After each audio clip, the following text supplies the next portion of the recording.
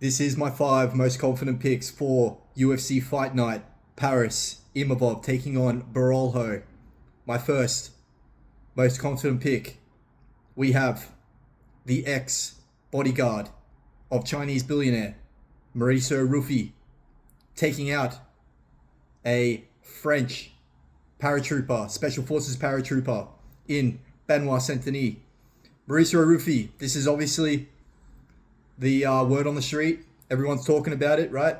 Mauricio Ruffi going to take out a BSD. We know that BSD is very hittable. Mauricio Ruffi is a sniper when it comes to sitting on the outside picking his shots. He has that traditional karate-esque type style, and he can pick his shots very well. BSD's mentality is he'll never turn down a fight, man. He'll never turn down a fight, and I think this time he has eaten too many of those shots in his career. I mean, we've seen him get beaten up by Zaleski, that Brazilian dude. Fucking terrible. It should have been stopped. This was earlier on in his career. And his chin is deteriorating, I predict, right? And I also predict that BSD will probably retire on this KO loss here. So give me Mauricio one-shot Ruffi taking out a BSD by first or second round KO. It's going to be a highlight reel KO, and I'm going to predict it's going to be a fucking knee to the fucking dome, man. Anyway, my second most confident pick, we have Umar Sy choking out a Brenson Ribeiro. Yes, in my full card predictions, I was kind of going on about how Umar Sy, he needs to work on his striking and stuff. All I do is watch fights, man. And even if when I do my fucking picks, I'm still constantly watching fights. I fucking work. I come home in the afternoons. I'm watching fights till fucking midnight every fucking day, man. And I've been just watching Umar Sy, man. And I truly believe now, I had him by finish in my predictions, but I'm starting to lean towards the submission. Umar Sy is going to Brenson Ribeiro, right? He's very takeable. He can be taken down, man. In this, I can just see it, man. He's very stationary the way he strikes. He's very ordinary. He's just a very NPC type dude, right? And his Brazilian Jiu-Jitsu is not on any level of Umar Sy. Umar Sy is going to be wanting to take this to the ground in the first round and snatch up the neck of Brenson Ribeiro. So give me first round submission for Umar Sy. He's going to be in Paris. He's from Paris. He wants to go out there. He had his first loss on decision in his last fight against Alonzo Menefield. Alonzo Menefield, very, very fucking muscle bound, man. He's a muscle bound dude, man. He's very thick. But in Brenson Ribeiro, I think this type of fight for Umar Sy, it's very winnable for a first round submission. So give me Umar Sy by first round submission. Moving on to my third most confident pick, we have a Sam Patterson choking out a Trey Waters.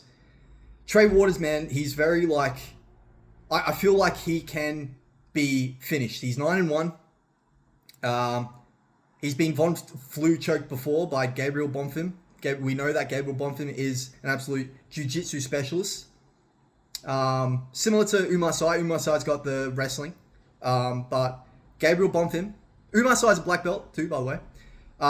Gabriel Bonfim, very much a jiu-jitsu specialist, right? He was able to Von Flu choke a Trey Waters. And I truly believe that in this matchup, we're going to see a Sam Patterson come out there, probably rock a Trey Waters on the feet, club, and sub this motherfucker. So give me Sam Patterson by club and sub. Sam Patterson by submission. My fourth most confident pick, we have a Brad Tavares. Hot take. KOing a Robert Britsky. A Robert Britsky, right?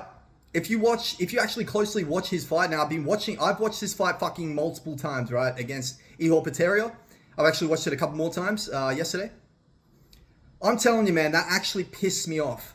A fucking professional fighter, right, in Robert Brzezinski gets 2 fucking rests in the first round, right? The first one, he cup shotted Ihor Poterio. Got a rest, right? Ihor Poterio obviously needed that fucking break. And then through a right hand, it deflected off Ihor Poterio's fucking left hand, went into his cup again. Got another fucking rest, right? You got to think that if you're getting these rests in the first round and you're looking fucking goddamn sloppy in the second and third, what the fuck are you doing? You've got too much. This guy needs to fucking move up in weight. And he might need to move up to a light heavyweight, but he's 35. Brad Tavares is very good at conserving his energy, right? He's very good at deflecting shots. He's very good at with his guard. He's very good with his guard, right? So I don't feel like he's in any danger of getting clipped here by Robert Brzezinski.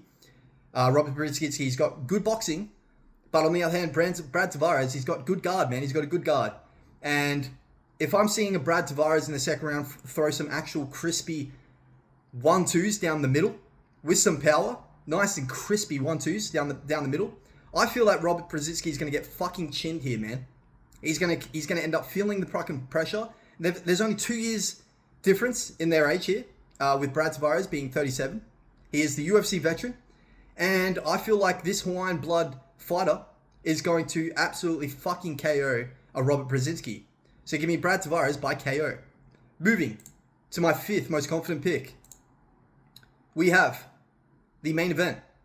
And I'm going to say it's going to go the distance. That is my pick for the 5th most confident pick. I have picked Imavov to beat Kyle Borralho on 3 rounds to 2 out of the 5. Kyle Borralho, this is going to be a competitive fight. Now, that's the reason why my 5th most confident pick is going to the decision. I've got Imavov to win, and I feel like he has the home ground advantage. He has the crowd advantage. And I feel like he's really coming into his own. He's really, really showing us that he deserves this fucking title shot, man. KOing Israel Adesanya, that's absolutely impressive. He carries power, man. And it's going to slow Kyle Borralho down. Kyle Borralho is very much like a point fight. Like he's very like much a point fighter. Like he's karate-esque type style. Imavov, he can. That's the only reason. Like Imavov is going to probably get some rounds taken off him, but Imavov's going to pull through here. But nevertheless, this fight is going to the decision. I don't see either one of the two getting finished. And so take these picks as you will. I've got a production coming, so I've got my setup. I've got my my studio. I'm developing my studio, so I've got. I'm going to upgrade my content. This bullshit with my fucking phone and everything. This is just a tester for my YouTube as I've been starting, and yeah, my studio is coming. So big things coming in the next few weeks. So I'm going to be really upping my production, and I'm going to do very well. And as a couple of years ago, I got a Paris card all completely correct. I got the whole fucking card correct. I believe Diego Lopez was a fucking underdog. Nora Carolina was the fucking underdog. I remember. Those are the two that I just kind of remember. But yeah, I got the whole card fucking right. Let's get this fucking full card right again. So yeah. This is Punches and Profits. I'm out. Peace!